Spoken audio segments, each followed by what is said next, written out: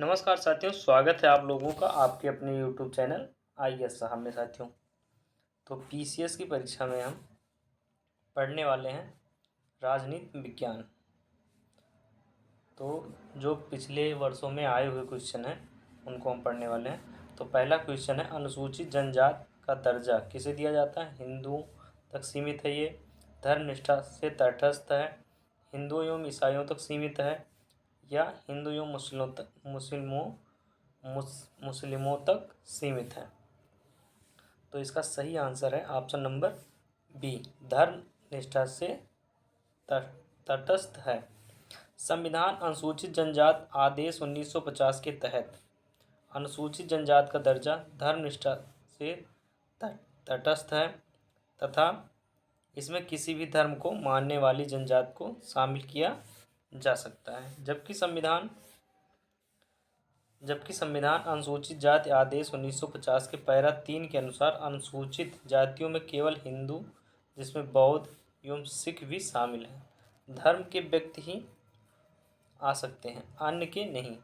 1956 के इस आदेश में संशोधन करके सिखों और 1990 में बौद्धों को सम्मिलित किया गया था। रंगनाथ मिश्र की अध्यक्षता वाले राष्ट्रीय धार्मिक और भाषाई अल्पसंख्यक आयोग NCRLM ने इस पैरा को निरस्त किए जाने की संस्तुति की है। ये आपका 2010 में आया है राजस्थान PCS में। ठीक है, उसके बाद में आपका है 14 अगस्त 2007 को संसद द्वारा भारतीय संविधान में संशोधन के उपरांत अब अनुसूचित जाति की सूची में जातियों की संख्या कितनी है? 14 अगस्त 2007 को संसद द्वारा भारतीय संविधान में संशोधन के उपरांत अब अनुसूचित जाति की सूची में जातियों की संख्या कितनी है? 607 है, 1206 है या 1410 है या 1500? तो इसका सही आंसर होगा 1206। 14 अगस्त 2007 को संसद द्वारा संविधान अनुसूचित जाति आदेश 1950 में किए गए संशोधन के बाद अनुसूचित जाति की सूची में अनुसूचित जातियों की संख्या 1206 हो गई थी।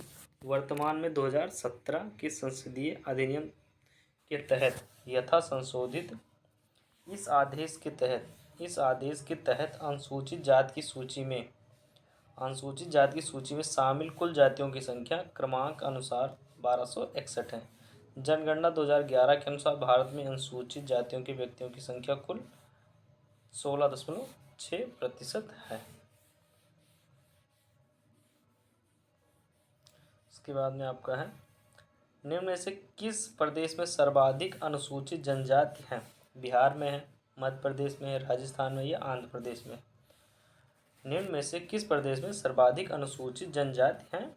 तो ये आपके मध्य प्रदेश में। सर्वाधिक अनुसूचित जनजातियों की जनसंख्या वाला राज्य मध्य प्रदेश है। जनगणना 2011 के आंकड़ों के अनुसार देश के सर्वाधिक अनुसूचित जनसंख्या वाले 4 राज्य क्रमशः हैं मध्य प्रदेश, महाराष्ट्र, उड़ीसा और राजस्थान।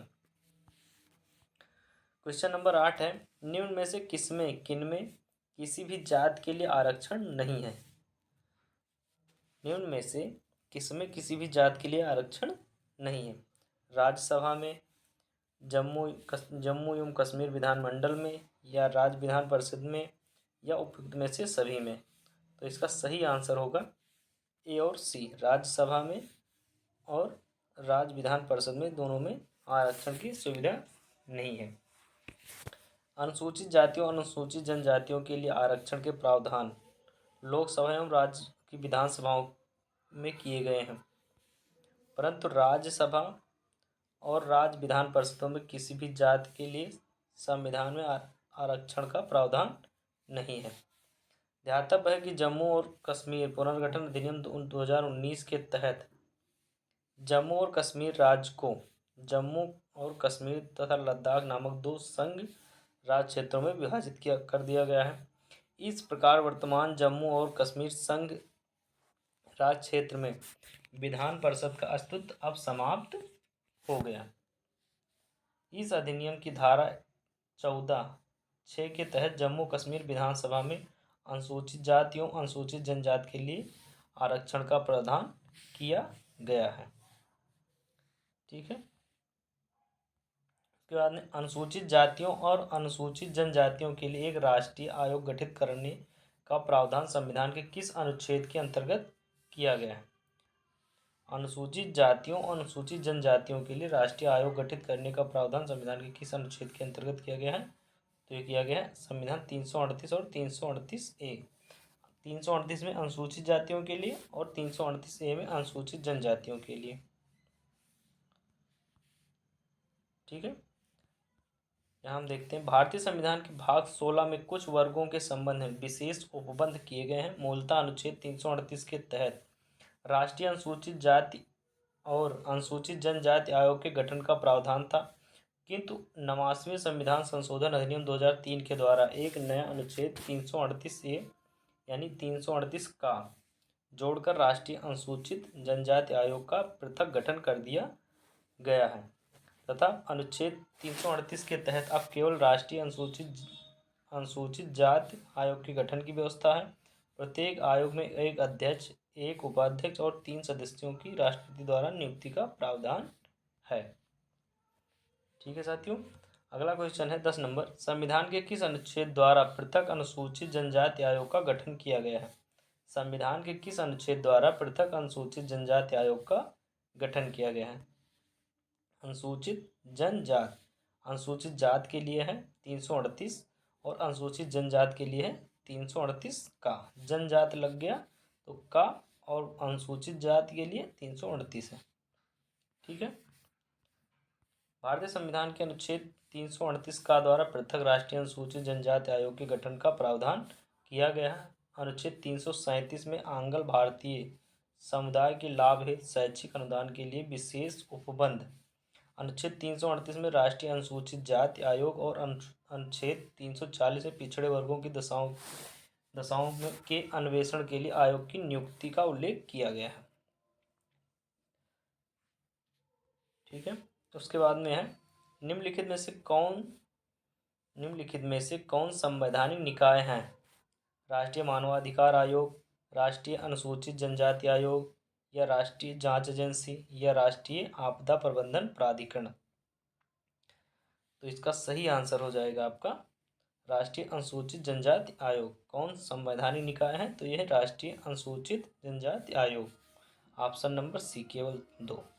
ठीक है, इसका व्याख्या देखते हैं। राष्ट्रीय अनुसूचित जनजाति आयोग यानी एनसीएसटी का गठन संविधान के अनुच्छेद 338A के तहत किया गया है, अतः यह एक संवैधानिक कॉन्स्टिट्यूशनल निकाय है। राष्ट्रीय मानवाधिकार आयोग, राष्ट्रीय जांच एजेंसी तथा राष्ट्रीय आपदा प्रबंधन प्राधिकरण संवैधानिक नहीं है। राष्ट्रीय मानवाधिकार आयोग, राष्ट्रीय जांच एजेंसी तथा राष्ट्रीय आपदा प्रबंधन प्राधिकरण संवैधानिक निकाय संवैधानिक नहीं है, बल्कि वैधानिक या संवैधिक निकाय हैं, क्योंकि इनका गठन संसदीय विधियों के द्वारा किया गया है। ठीक है साथियों, क्वेश्चन नंबर है 12। लोकसभा में एंग्लो इंडियन समुदाय के प्रतिनिधित्व के लिए प्रावधान संविधान में किस अनुच्छेद के अंतर्गत किया गया है?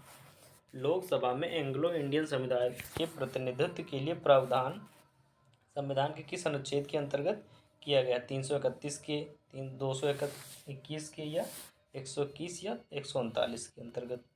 किसके अंतर्गत किया गया है? तो इसका सही आंसर चारों में से कोई भी नहीं है। लोकसभा में एंग्लो इंडियन समुदाय के प्रतिनिधित्व के लिए के लिए प्रावधान संविधान के अनुच्छेद 331 के अंतर्गत किया गया था। इस अनुच्छेद के अनुसार अनुच्छेद 81 में किसी बात के होते हुए भी यदि राष्ट्रपति की यह राय है कि लोकसभा में एंग्लो इंडियन समुदाय का प्रतिनिधित्व पर्याप्त नहीं है, तो वह लोकसभा में उस समुदाय के 2 से अनधिक सदस्य नाम निर्देशित कर सकता था। अनुच्छेद 334 के उपबंधों के तहत यह व्यवस्था मूलतः संविधान के प्रारंभ से 10 वर्ष तक की अवधि के लिए ही थी, जिसे संविधान संशोधनों द्वारा क्रमिक रूप से आगे बढ़ाया जाता रहा। 95वें संविधान संशोधन अधिनियम 2010 के द्वारा यह अवधि संविधान के प्रारंभ से 70 वर्ष तक की गई थी। 104वें संविधान 104वें संविधान संशोधन अधिनियम 2019 के द्वारा अनुच्छेद 334 में अनुच्छेद 334 में संशोधन कर लोकसभा और राज्य विधानसभाओं में अनुसूचित जातियों तथा अनुसूचित जनजातियों के लिए सीटों के आरक्षण की व्यवस्था को अगले 10 वर्षों यानी संविधान के प्रारंभ से 80 वर्ष तक के लिए बढ़ाने के लिए प्रावधान किया गया, परंतु एंग्लो इंडियन के नाम निर्देशन के प्रावधान की अवधि को आगे न बढ़ाते हुए निष्प्रभावी कर दिया गया है। तो इसका सही आंसर इनके हिसाब से तो कोई भी नहीं है, लेकिन इन्होंने यही माना होगा। ठीक है, 331। ठीक है, उसके बाद में आगे है, लोकसभा में एंग्लो इंडियन समुदाय के लिए का प्रावधान संविधान के किस अनुच्छेद में किया गया है। यहाँ भी वही वाला आंसर पढ़ना है। ठीक है, उनके हिसाब से 331 है, लेकिन अब 2019 के बाद से 334 में कर दिया गया। ठीक है, सूची 1 को सूची 2 के साथ सम्मिलित करें और नीचे दिए गए कोड का सही का उत्तर का चयन करें। मानवाधिकार प्रलेख दिया हुआ है, यहाँ वर्ष दिया गया है। राष्ट्रीय पिछड़ा वर्ग आयोग अधिनियम, इसको मिलान करना है। ठीक है, बाल मजदूर निषेध एवं नियामक अधिनियम कब चालू हुआ। निःशक्त जन सम्मान अधिकार संरक्षण एवं पूर्ण सहभागिता अधिनियम। राष्ट्रीय अल्पसंख्यक आयोग अधिनियम कब बना। ठीक है, तो इसका सही आंसर होगा राष्ट्रीय पिछड़ा वर्ग आयोग अधिनियम 1993 में अधिनियमित हुआ।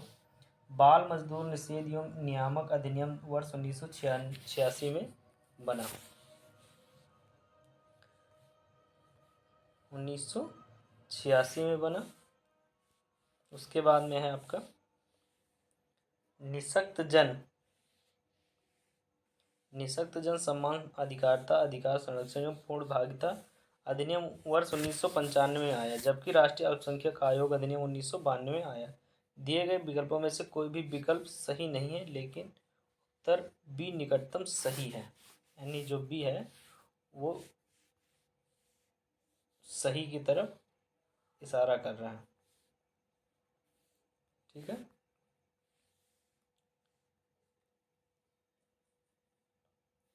उसके बाद में है पिछड़ी जाति आयोग के प्रथम सभापति कौन थे। पिछड़ी जाति आयोग के प्रथम सभापति कौन थे।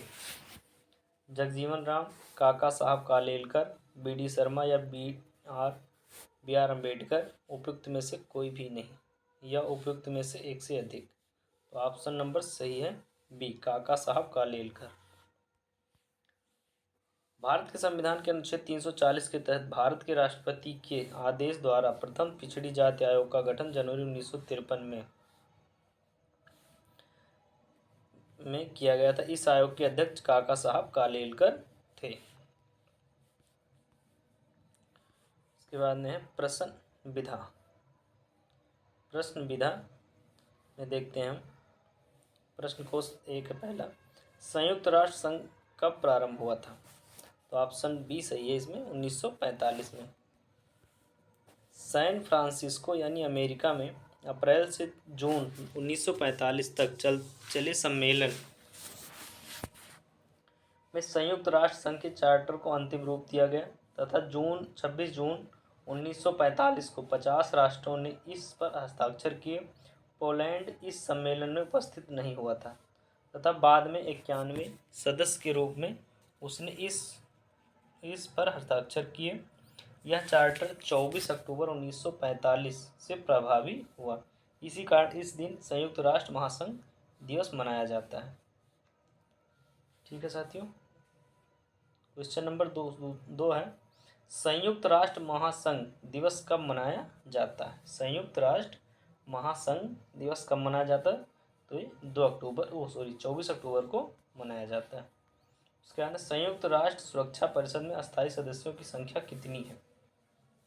संयुक्त राष्ट्र सुरक्षा परिषद में अस्थायी सदस्यों की संख्या कितनी है। संयुक्त राष्ट्र सुरक्षा परिषद में कुल 15 सदस्य होते हैं, जिनमें 5 अस्थायी सदस्य हैं।